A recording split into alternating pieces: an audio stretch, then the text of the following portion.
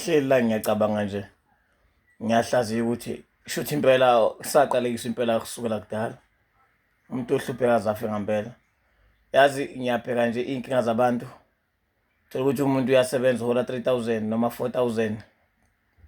Imali yethayi lemoto yompa mhlampe futhi nakhona kuney'moto zakanosho ngempela uthole ukuthi iyodwa ibiza ithayi u-5,000 noma u-6,000. So shuthi already uma uhola u-4,000 vele awuholi ngisho imali yesonto elilodwa le moto yobasi wakho. Bese kuyona leyo phathi leyo kumele kube ukuthi mhlawumbe uhola 5,000, ibizongena ebhenke bese iyathexwa. Uhulumeni aku-tax igcina mhlasimpe usuhola imali engangolokhu i-tax lapha kwilokhuzana ugcina usuthola imali engango-4,000 nemali. Ubuze ukuthi uyalandela kahle uyezwa abaholi bethu beney'mali engasukumi phansi, uzothola futhi baphinde bakhwebanisa hayi ngisho 100,000 imiliyoni. Wena usebenza from mhlaka 1 kuze kushaya umhlaka 30 enyangeni ujike uyithole imali iphele ngosuku olulodwa. Akusona isikemu esisiphilayo. Niyabona impilo isikemu kwayona, kwakhona ukuphila nge-South Africa kuyisikemu. Eziningi into ezisikemu, akusona wonke umndeni akukona kodwa umndeni wesikemu, akona wonke into ey'bona zenzeka la emhlabeni mhlawumbe amabandla kube isikemu. Yabona khona ukuphila e-South Africa kuyisikemu. Kahle umuntu uhleli kahle phansi ukubheka nje kuyisikemu. Uzwe kuthiwa hayi wena ngoba umfokazana mangase kuthiwa nje kunento sola mhlawumbe nomthathe noma 20K ungaboshwa impela ungaphindi libone. Hayi siyasiphila isikemu. Cha ukuthi ngiyayibuka nje impilo yabantu. Abantu bakhala ngemali bakhona ngisho ama-post bayaphosta lapha ku-WhatsApp, uyabona ukuthi bakhala ukuthi omashonisa bathi manje mase bayibuyisa kuphela. Abantu baxakekile banosizo emhlabeni kodwa bayasebenza futhi. Soyinqoba kanjani le mpi? Soyilwa kanjani singabantu abamnyama?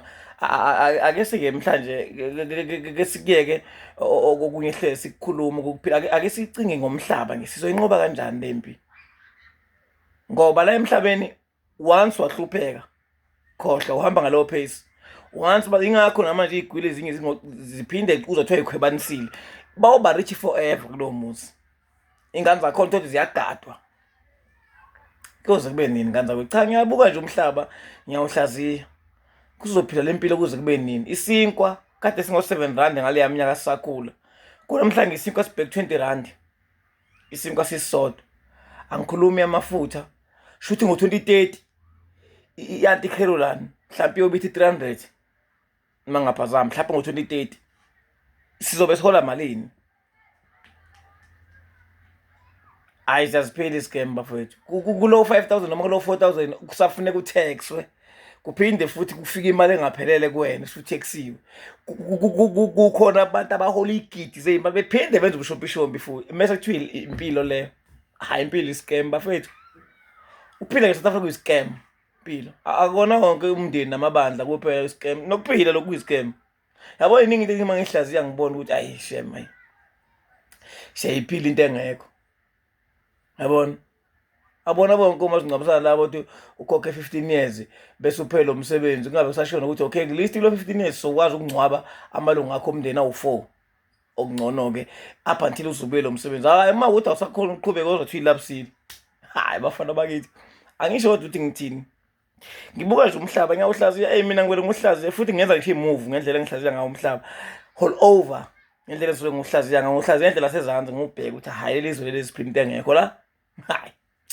Khohlwa. Akukhulu ukuthi ngikuthini hamba ku-YouTube lapha ungasalele emuva ama-video siwaposta khona ngiyabonga nge-YouTube.